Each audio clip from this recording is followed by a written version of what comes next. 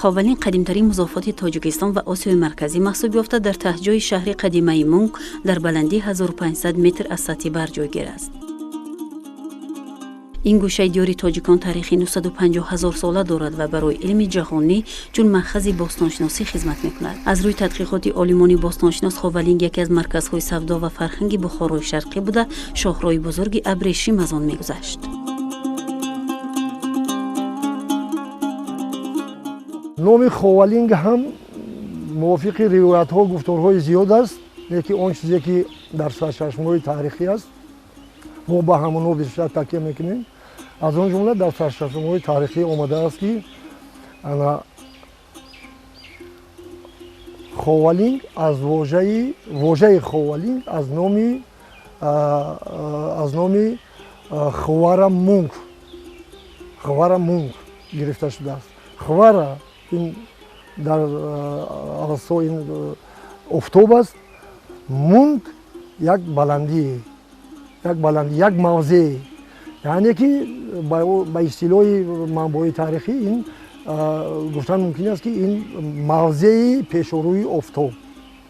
از همین واژه آمده خاولینگ نام گرفته با امروزها رسیده. مونگ افتابی خاولینگ یکی از گوشه‌های قدیمترین حساب می شود، یکی از جایهای بسیار مهم همچون یک لابراتوری طبیعی عالم به حساب می رود. در اینجا همچون تشخیصگاهی یعنی لابراتوری طبیعی عالم به حساب می رود که در اینجا نه تنها یک علم باستانشناسی آرکئولوژی آموخته می شود، بلکه دیگر علم‌های گئولوژیا، پالئونتولوژیا، پالئولوژیا، پالئومگنتولوژیا، مگنتیسم. این یک علم‌های عجایب هستند که همین در مجموع ذخیره و خزینه‌های همین علم‌ها، سرچشمه‌ها در اینجا به نهایت بسیار است و آموخته می‌شود و این البته باعث افتخار است. در حال حاضر در قلمرو ناحیه بیش از 55 یادگاری تاریخی ثبت نام شده است. گروه ایجادی ما در ادامه سفر خدمتی از یک قطار موضع‌های سیاحی ناحیه خاولینگ نواربرداری نمودیم. نخستین کار ما از موضع کلدره انیخترش با ششگاه آدمان عصر سنگ شروع کردیم.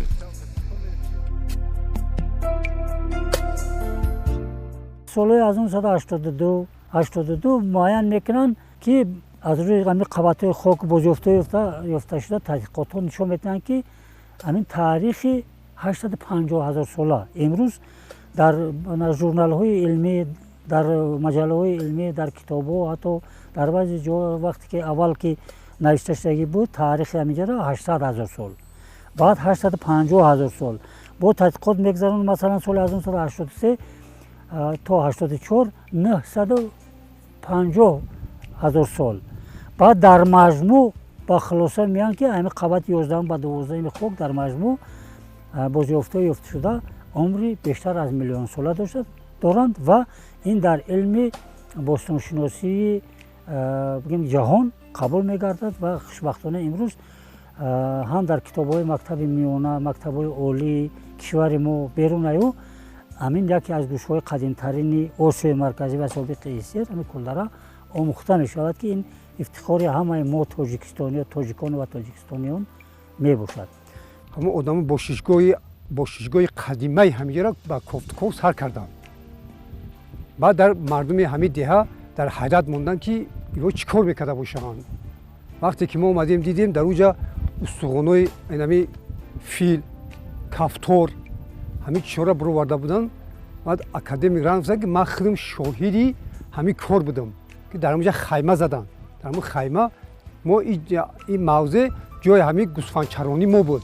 همینجا ما گوسفند میچروندیم، پودر را بعد بگه میبردیم با یک جا با میرفتیم ما خیلی خوراک میخورد، یک پیاله چای میدادیم. همین اکادمیک رانوف در اینجا خیلی خدمت کنون کردگیه. бозорҳофтои зиёде дар дасти мо ҳаст. дар осорхонаи миллии ҷумҳурии Тоҷикистон аз ҳамин ҷо оғоз меёбад, аз ҳамин қадди Кулдара, аз бозорҳофтои Кулдара, асри санг, палеолити поён ва осорхонаи бостоншиносии Тоҷикистон ва бигем ки осорхонаи таърихи кишваршиносии ноҳияи Ховалинг, дигар ҷоҳо ки албатта ин ифтихор аст. ба қавли мудири осорхонаи тарихи кишваршиносии ноҳияи Ховалинг Амирхон Саидзода, бошишгоҳ зимни ковишҳои бостоншиносӣ дар 6 километрии маркази ноҳияи Ховалинг пайдо шудааст. ба нақли онҳо диёри зебоманзари Ховалинг тарихи бисёр қадима дорад ва дар маҳалли Кулдараи ин мавзеъ ҳанӯз дар солҳои 60-уми асри 20 низ чунин бошишгоҳ пайдо шуда буд. як дандони фил ёфтем, айнами рӯбарӯи мо аз ҳаминҷа. ӯ тарафтар мерем, бисёр як ҷое аз як ҷарие ҳаст ки дар ҳамун ҷарӣ мумкин ки миллион сол пеш бошад. кадом вақте ки яж рафтааст, як 10-12 ҳайвоноти калон ҳар кадоми 3 метр 4 метр ҳастанд. ҳамин устухона мондааст, мумкин таяж мондагӣ бошанд. имрӯз ки як чашмоб ки мерава, ҳамеро шуста мебаранд, ҳам устухоно диёр ҳастанд. вақте ки ӯро даст мекунӣ, мисли хокистар хок об мешавад. ва мо ира дар осорхона бурдем, дар пажӯҳишгоҳи институти Гамболди Германия бурдагиам барои тадқиқоти илмӣ. ана ҳамин хел сирру асрор бисёр ҳастанд ки аксарияти ҳамин асроре ки дар ҳамин ҳудуди Ховалинг аст, хусусан доир ба давраи палеолити поён нокушода ҳастанд. ира гури як ҳамин хел тепа буд. баъд як мусафир ҳамин хел омад гуфт ки ҳаминҷода гури мурод, қаври муродай, қаври мурод ҳаминҷодай. халқ ҳамин деҳаи Кулдара хай чи таърихие охе. баъд ҳамаму омадан гуфтанд ки и қаври муродай, қавра наканен. баъд я академи ран гуфт ки не гуфт, ма гу археологам гуфт, ма бояд ки ҳаминҷоро кофтков кунам. баъд хай рафтан иҷозат гирифтанд, бо ҷамоат рафтан иҷозат гирифтанд ки ҳамин халқи баъд муросо карданд. баъд омадан ҳаминҷоро канданд ки ҳамин хел бозёфтҳо ёфт шуд, устухони фил, кафтор, баъд бисёр як чизҳои таърихӣ ҳаминҷа гирифтанд ва музея бурда расонданд. академи ранов мо ҳаминҷа гӯспанд мечарондем. қадим мо ҳаминҷа фур мегашт, ҳаминҷа якҷо будем. дар ҳудуди кишвари мо осори тамоми давраҳои асри санг аз палеолити поён, миёна ва боло сар карда то мезолит ва неолит ба назар мерасад. аз бозёфтҳои бешумори ба дастомада маданияти моддӣ, тарзи ҳаёт ва ҳудудҳои муқимнишини қабилаҳои ибтидоӣ ба хубӣ маълум мешавад. омӯзиши ёдгориҳои таърихии асри санги Тоҷикистони ҷанубӣ нисбат ба шимолии он хеле мушаххас таҳқиқ ва тадқиқ шудааст. این یک جنگ در اینجا درآمده نمیشه، یک انبوه بود، یک جنگل انبوهی بود که روز اگر در همون جنگل می‌دومد می‌ترسیدیم. اینجا پلنگ هم بود، شیر هم بود، او شغال، روباه، خرس، همش در همینجا زندگی می‌کردن. بعد آهسته همین را ایبان بردن. همین چیزا خیلی دوره کلخوزی اومده، چی اومدن، همین را چی کردن؟ برای کلخوز چیگینه می‌کردن، برای کشیدن همون چیکا چیگی نکرده با میره بعد همین چوماغو را بریده برده بستن. ҳамин тариқа соли 1981 то соли 1984 тадқиқоти ковишҳои археологӣ доир ба асри санг дар ин мавзеъ идома меёбад. вақте ки истиқоматгоҳи ҷамоаи ибтидоӣ пайдо мешавад, дар натиҷаи тадқиқотҳо маълум мешавад ки онҳо умри 800 000 соларо доранд. баъд аз ин соли 1982 дар тамоми дунё паҳн мешавад ки аз рӯи қабатҳои хок ва тадқиқотҳо ин мавзеъ таърихи беш аз 850 000 соларо дорост. дар ин ҷо 48 қабати хок мавҷуд аст ки ҳар як қабати он 200-300 000 сол аз таъсири хоку бод ба вуҷуд омадаанд. ҳатто дар дохили қабатҳо нишонаҳо аз осори он замон дида мешуд, гуфт бостоншинос Амирхон Саидзода.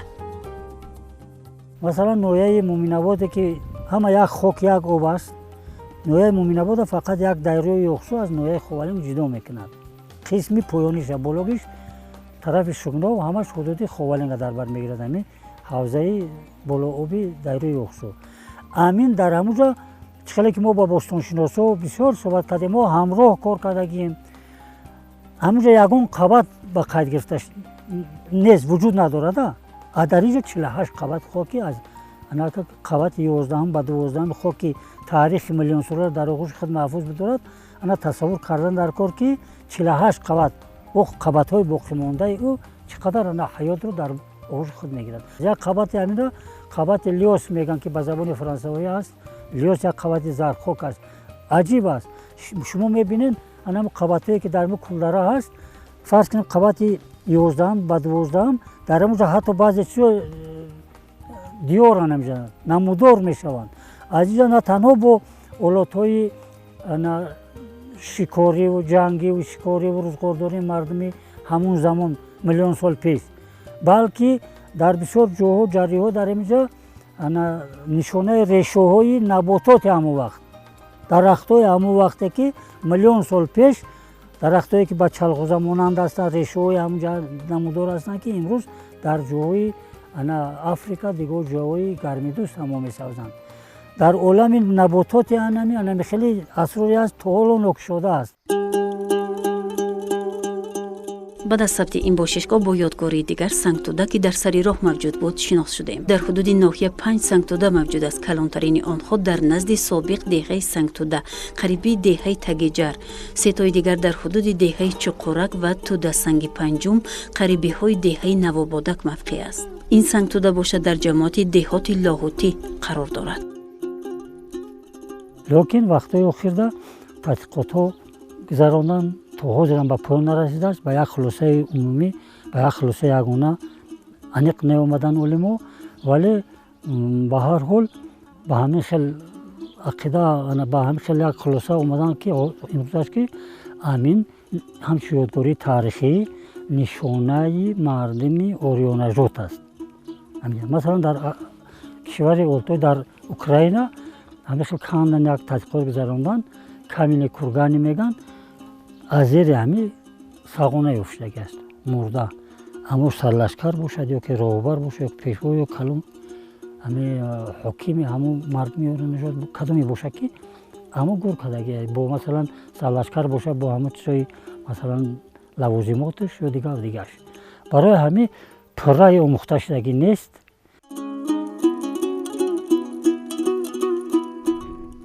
дар бораи ин сангтӯдаҳо ки бо як санъати баланди ҳунармандӣ бунёд ёфтааст, дар байни мардум нақлу ривоятҳо хеле зиёд аст. бисёриҳо бунёди сангтӯдаҳоро ба лашкаркашҳои забткорон нисбат медиҳанд. анами лашкарое ки рафтааст, яксанги партофтанд, баъд бозгашт зиндуҳо яксангишона гирифтанд, инқадар мурданд дар навардҳо. ин албатта мумкин ки ба ҳақиқат рост набошад. ба ҳар ҳол аз замонои қадим то ба имрӯз ҳамин нишонае ҳаст ки мардум ҳамин фарзандои худро ба ватандӯстӣ, ба хоку ва ҳимояи хоку ватан ҳидоят мекунанд ки дар намиҷа масалан ҳар аҷнабие ки ба хатлонзаминро меовард, ҳуҷум меовард, ҳамин албатта шикаст мехӯрд. мардум таъкид мекарданд ки ҳо иҷода потон ҳамин тараф дроз накунед ё ҳамин тараф нашинед, болои ҳамин сангода ҳозир мо мебироем, набироем ки болай мегуфтанд. ҳамин қадар таъкид мекарданд як санги ҳаминро нагирен. барои ҳамин то и вақта то замони мо омада расиданд дар дигар ҷоя. барои ҳамин мо ҳама мо вазифа дорем ва ҳамаи мардам хурду калони тоҷикистони мо даъват мекунем ки ёдгориҳои таърихиро ҳифз ҳимоя кунанд ва барои насли оянда бечунишаро бигузоранд ва таърихи саҳифаҳои хубе ба ояндагон ба ёдгор монанд.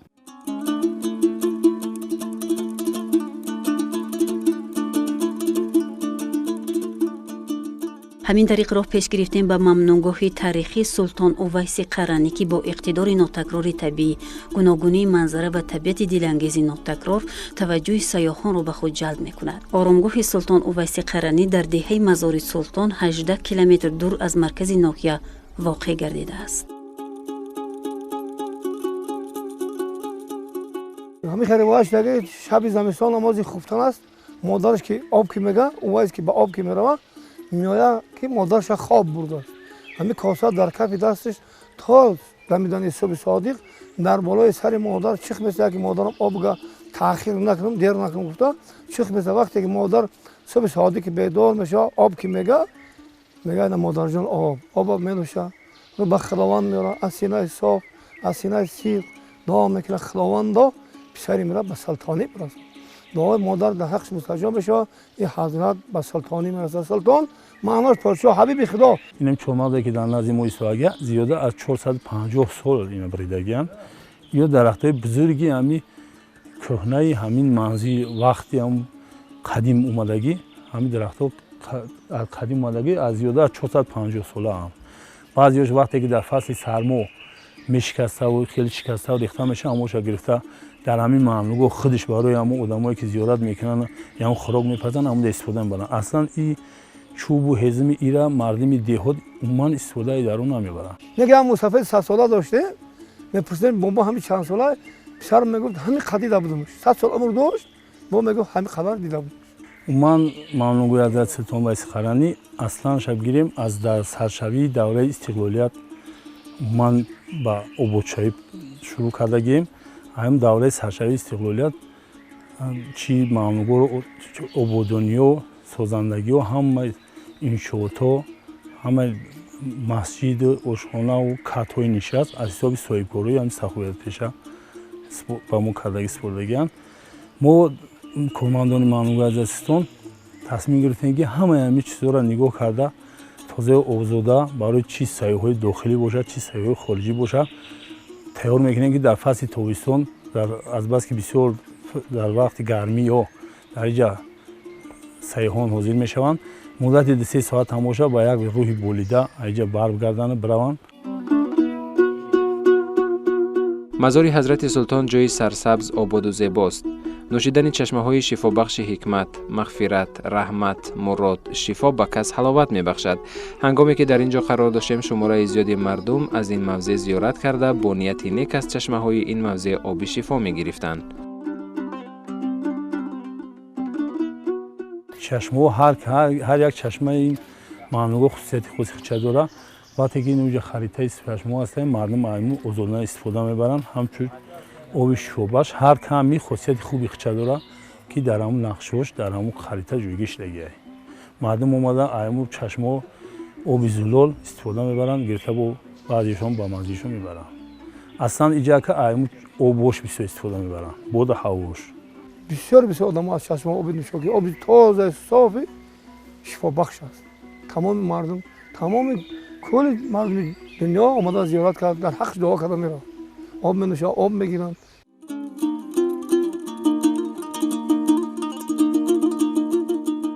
ковишҳои бостоншиносии соли 2004 аз ҷониби Академияи илмҳои ҷумҳурии Тоҷикистон муайян намуд ки ҳанӯз дар асрҳои қадим атрофи мазор бо девори аз гил сохташуда ҳиёта гардида ва аз берун аз девор биноҳои истиқоматӣ ва хоҷагидорӣ ҷойгир буданд. ин аз он шаҳодат медиҳад ки дар тӯли асрҳо ин мавзеъ ҳамчун макони муқаддас чун зиёратгоҳ вуҷуд доштааст. омӯзиши бозёфта аз қабати хоки ин мавзеъ на танҳо дар бораи таърихи мазор маълумоти нодир додаанд, инчунин оид ба давраҳои гуногуни таърихи кишвар рӯшанӣ андохт.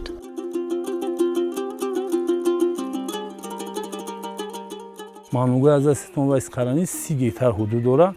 фақат дар ҳамн ҳудуди худаш ошхона аст. дар ҳамн ошхона ҳамчун ҳезм истифода мебаранд хича дар худаш. вақте аз соли 1990 ободонӣ инҷа сар шид 15 сол ҳезми ҳамин мамлугои ҳазрати султон барои хӯрокпазии ҳамин сайёҳои дохилӣ хориҷӣ 15 сол ҳезми ҳаминҷа худаш дар худаш расонд. аз ҳезми инҷа мардуми дигар беруна истифода намебаранд. фақат танҳо дар дохили мамлуко истифода мебаранд.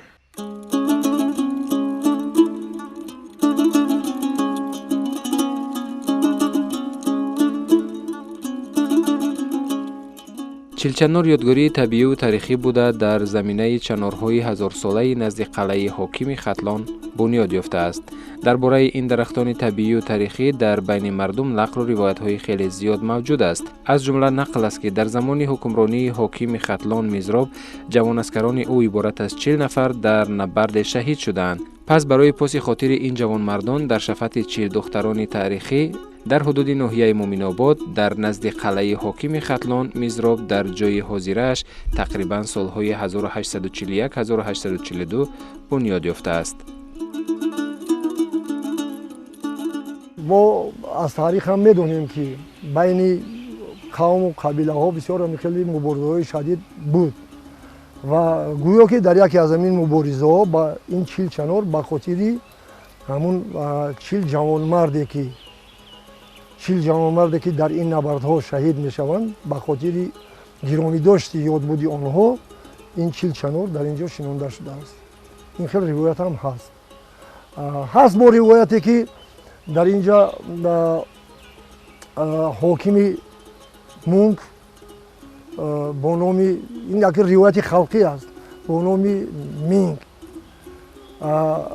дар яке аз муҳорибаҳо гӯё ки аз ҷониби урдуи муғул шикаст мехӯрад ва ин ҳоким кушта мешавад. Писари ҳамин ҳокими шаҳри мунк мискин фирорӣ шуда аз ин диёр баромада меравад ва баъди чанде омада аз нав лашкар гирд меорад ва ин ғосибонро аз ин ҷо зада пеш мекунад ва падарашро гирифта дар мазори хоҷаиби ансорӣ ки мазори калонтарин бисёр мазори қадимаи диёри ховалинг аст дар он ҷо мегуронаду ва дар ҳамин мавзеъ ба хотири ҳамун шаҳидшудагон ва махсусан ба хотири падараш ҳамин мавзеъро обод мекунад ва ҳамин чилчанорро мешинонад.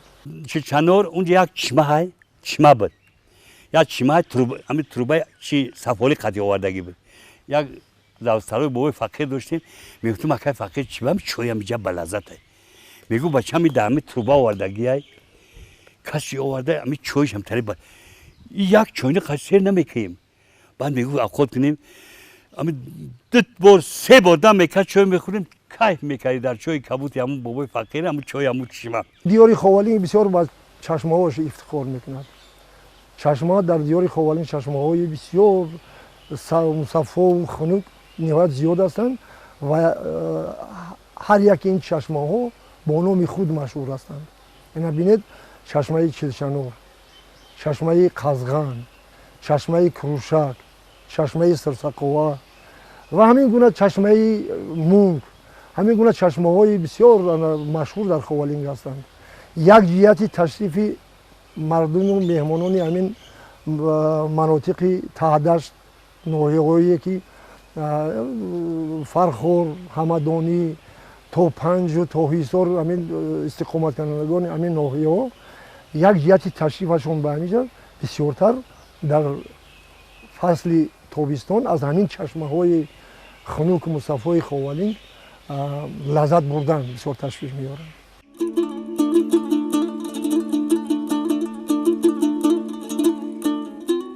чилчанор мисли ҷазираи сабзест миёни шаҳраки ховалинг ва мавзеест ба содилкушо. атрофи ин мавзеъ бо бошандагони минтақа ҳамсӯҳбат шудем ва ҳар кас ба таври худ оид ба ин мавзеъ андешаҳои мухталиф доранд. чилчанор тасвири чил сипоҳе аст ки обу хоки мусаффои чашмаро муддати чандин сол посбон буданд. аксари аз мардум чанорҳоро ҳазорсола меҳисобанд ва дар бораи он қиссаву ривоятҳо мегӯянд. ривоятҳо аст ки гӯё ки ин чилчанор ҳамин аз ҷиҳати муқаддас сод доштанашон ҳеҷ вақт ҳисоби аниқ карда инора намешавад. ин як ривояти халқӣ аст, лекин дар ин ҷо шумору теъдоди ин чанорҳо аниқ аст. ин дарахт аст, табиат аст. дар тӯли солҳо дарахтони кӯҳнасолаш нобуд шуданд, аз байн рафтанд. боз дар ҷои онҳо аз тарафи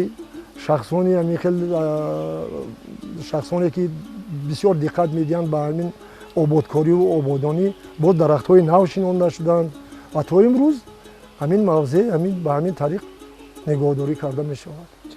мегуфтанд ки мо кавгонем, аз банди роғ омадаем, ташна мондем, хӯрдани об омадем. ӯ лави дунё ҳамин хӯрдани оби ховалинг меомаданд. ҳамин кавгоу булбуло шави дуроз булбул чаҳчаҳ мекард.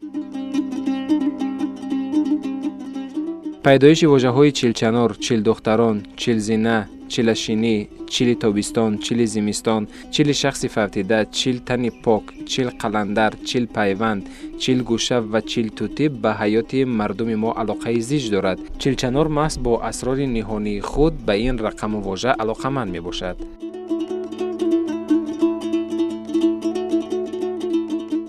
мо ҳама медонем ки дар ривоятҳои халқӣ, дар фаҳмиши, дар тафаккури мардум ин як рақами муқаддас аст.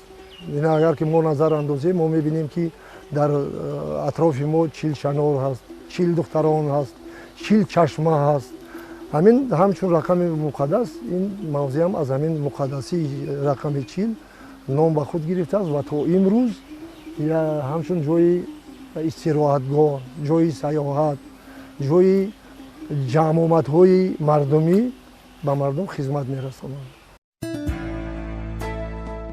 мавзеъ дар раймухтор зодгоҳи қаҳрамони халқи тоҷик восе дар ҳудуди ҷамоати деҳоти ҷонбахт дар масофаи 5 километр дуртар аз маркази ноҳия ҷойгир аст.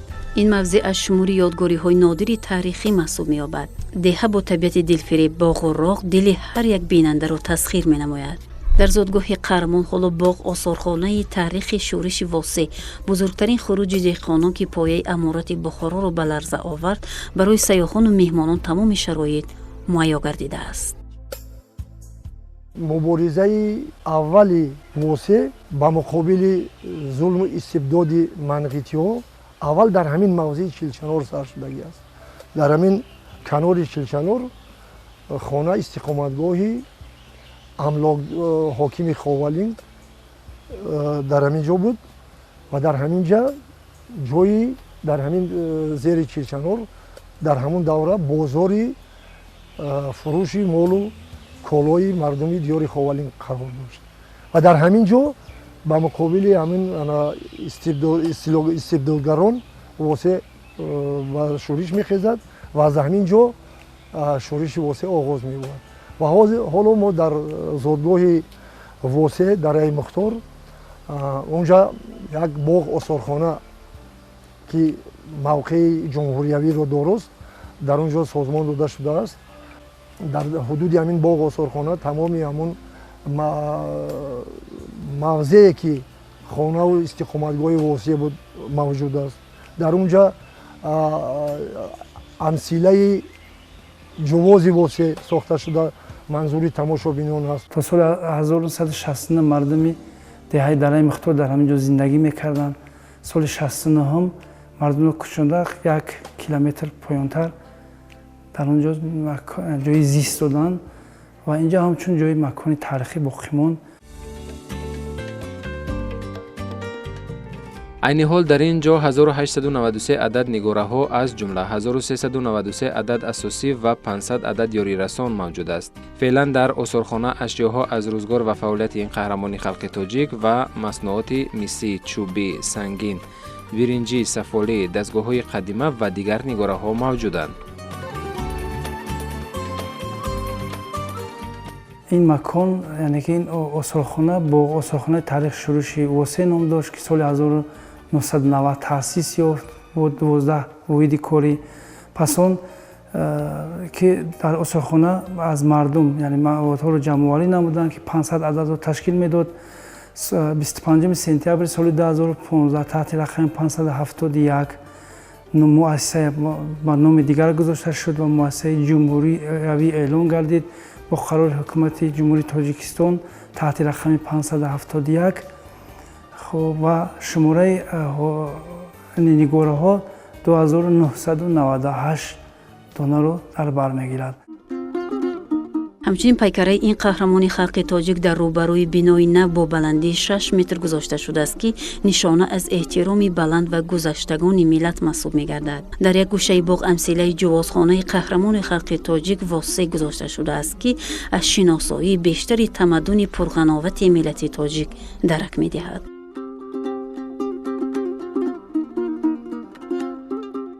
ҷувозхона соли 2013 сол дар асоси ҷувозхонаи аслӣ сохта шуда ба маҳаллаи тамошо гузошта шудааст. ҷувозхона аслан бо асп онро коркард менамуданд ки дар он ҷо кундаи ҷувоз аз масъулаи аз донагиҳое ки аз онҳо равған истифода гирифта мешуд, онҳоро коркард мекарданд, масалан зағир мекашиданд. аслан хоб яъне ин касби восе аслан ҷувозкашӣ буд. ҳамин хотир ин ҳамчун чизи таърихӣ боқӣ монд. то ҳозир барои мардум пешкаш карда шудааст.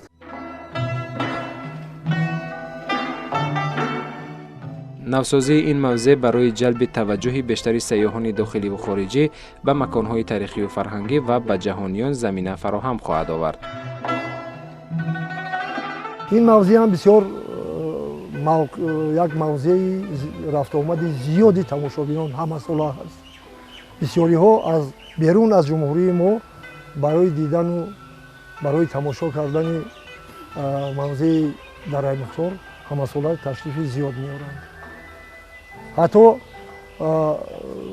мо ҳамчун кормандони ҳамин соҳа солҳои пеш медидем ки аз хориҷи кишвар ҳам махсус барои дидани мавзеи дараи мухтор, барои дидани чилчанори ховалин, барои дидани оромгоҳи султон увайси қаранӣ ва дигар мавзеъҳои тарихие ки теъдоди онҳо дар ҳамчун моҳияти умуми ҷумҳуриявӣ ва моҳияти ноҳиявӣ дошта теъдоди онҳо 55 ададро ташкил медиҳад ва ба қайди давлатӣ гирифта шуданд. ҳамаи ҳамин ёдгориҳои таъриху фарҳангу табиат як мавзеъҳои диданивоби сайёҳон аст.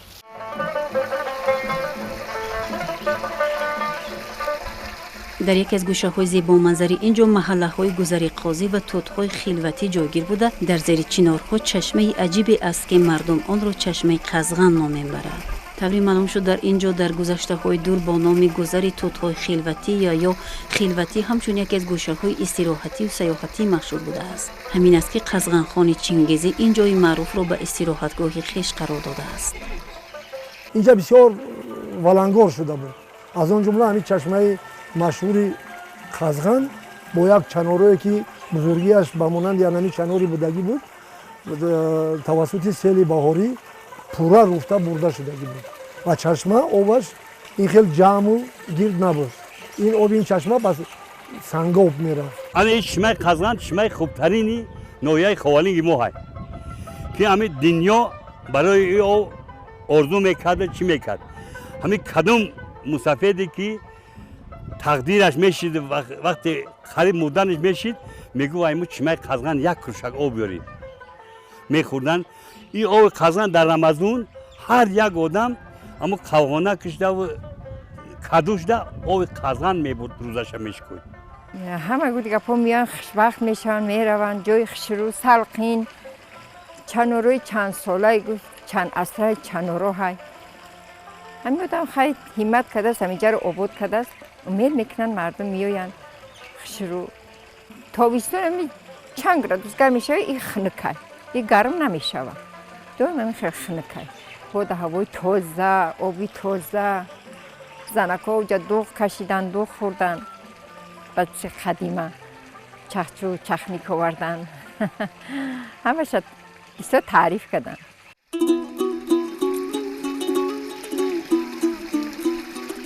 чашмаи хилватӣ ва ё тӯтҳои хилватӣ ки имрӯз бо чашмаи қазғон ёд мешавад, таърихи дуру дароз дошта, сайёҳону истироҳаткунандагонро дар оғӯши худ гирифтааст. масалан, нимаи дуюми асри 20 бахусус солҳои 70-90 ин чашма истироҳатгоҳи мактабиёни минтақаи Куло буд. имрӯз бошад ин гӯшаи зеботабиату дилрабо аз тарафи фарзанди зодаи ин диёр, шоир Ҳабибулло Файзулло, обод карда шуда ба сайёҳатгоҳу истироҳатгоҳи ҳақиқӣ табдил дода шудааст.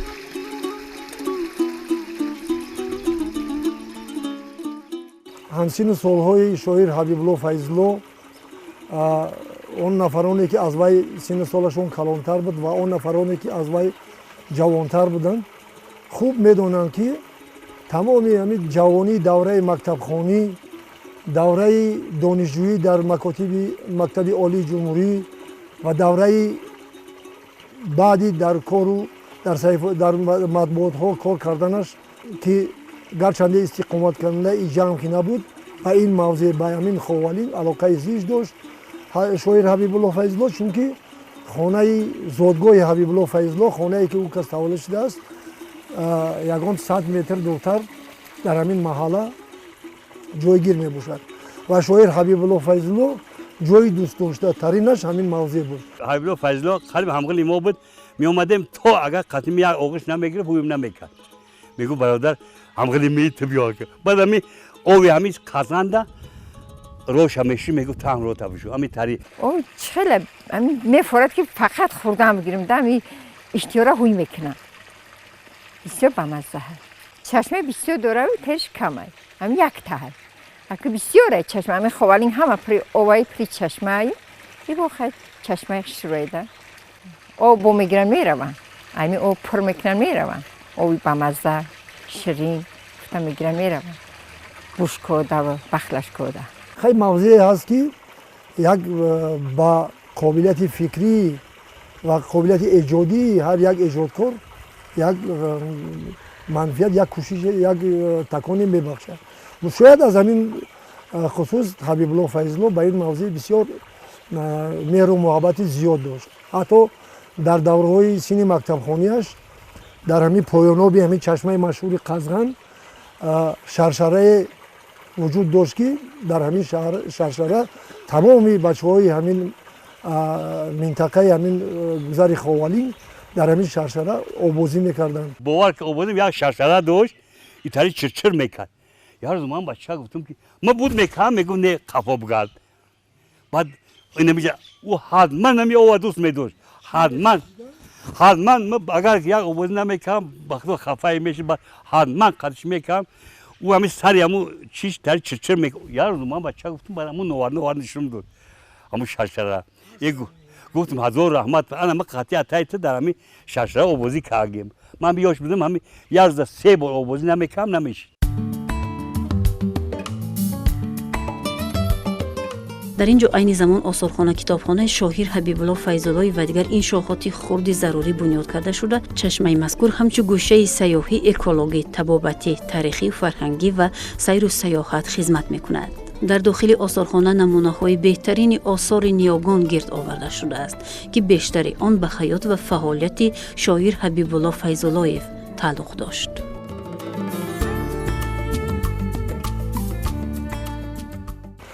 بینایی که شما علاقه شناس شدید در همین بنا آثارخانه کتابخانه حبیب الله فیض‌الله جای دارد که تمام مردم دیار خوالین از این کتابخانه آثارخانه استفاده میبرند. این موضع در خط سیری سیاحی ناحیه نشان داده شده است و همه سیاحانی که ناحیه خوالین تشریف میارند حتما از این موضع شنوار قزغن دیدن میکنند.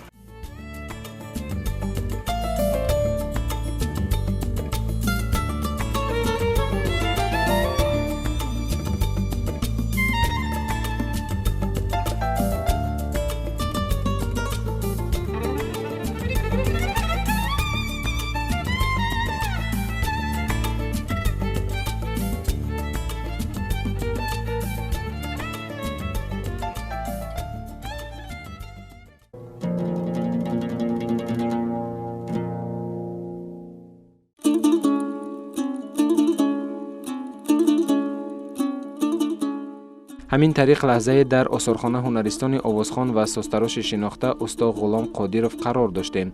در آثارخانه مذکور محصولات دسترنج استاد غلام و پسرشان که دوام دهنده هنری سازتراشی او هستند به نمایش گذاشته شده است. و قبل پسر استاد غلام استاد سعید اسلام از تمام گوشه و کنار مملکت و بیرون از آن به آثارخانه تماشا می‌آیند. و ما نیز حرکت می‌کنیم که بهترین نمونه هنری پدر را همچون معرفی‌گر ملت پیشکش مردم کنیم. مرحوم آدینا هاشیموف یک رباب آورد پدر مرا گفت که همین شما استاد غلام یک رباب تراشیده نمیتونید. پدر من گفت ممکن من بتونم. برای همین گرفته همون رباب استاد آدینا هاشیما صورت کشی در یک ورق گرفته بعد همین یکمین رباب تراشید. حاضر همین یکمین رباب در همین استخوانه پدر منه. بعد همین رباب اولی تراشیدگی را پدر من با سلیم مکیموف تحفه کرد. خب انا سلیم مکیموف بردم مسکو در 5 سال کنسرواتوریا خوند.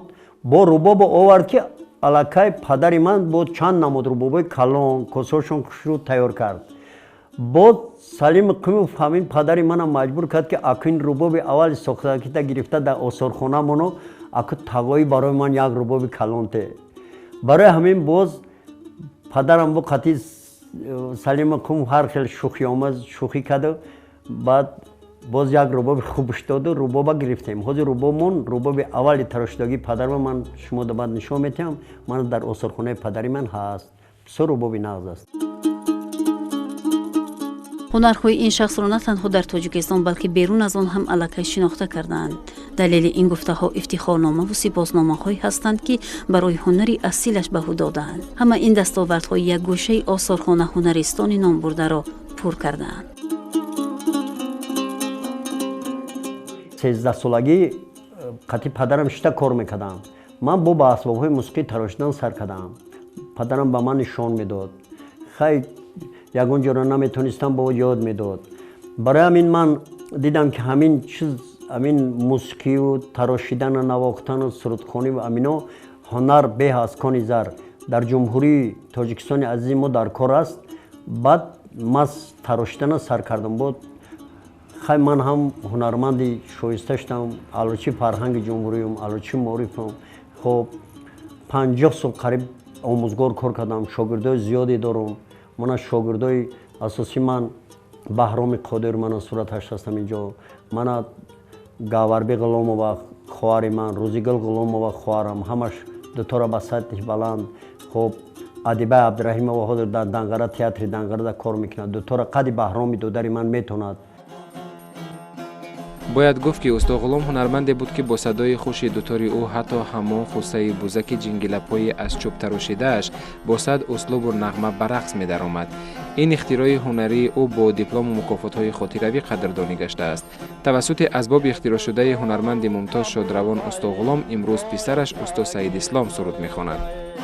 Як бездором кабудай, зояшаги мрудай, хирма при крутай, беззакан диги, хирма при крутай, беззакан диги.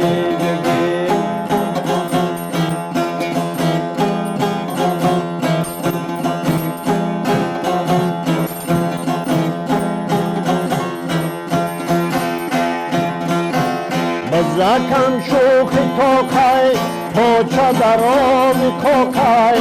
Закан шухи токай, поча дарози кокай. Саркашаки айлокай, закан диги диги. Саркашаки айлокай, закан диги диги.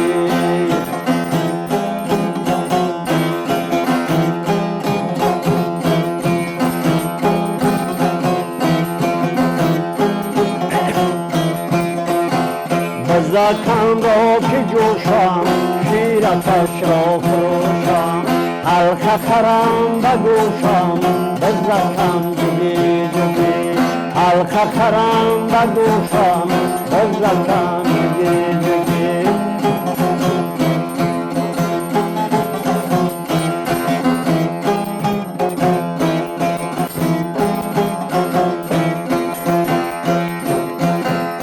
Zakkan şokalonay, peşimoli çuponay.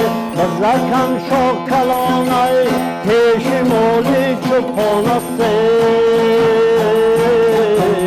Acala ki gırgonay, zakkan digi digi.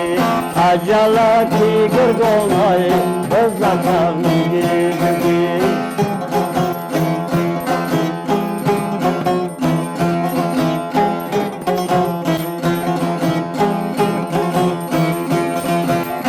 Zakkan kadi gogod, dare shabozum khobod.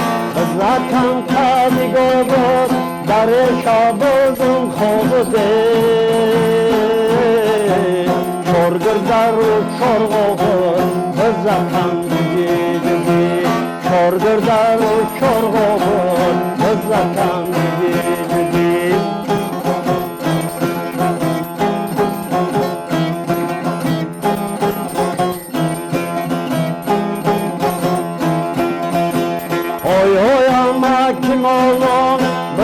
Dodi bagırgon, oy oy ama kim olon, kızma dodi bagırgon. Aslım ne giram tohon, zakkan digi digi. Aslım ne giram tohon, zakkan digi digi. Aslım ne giram tohon, zakkan digi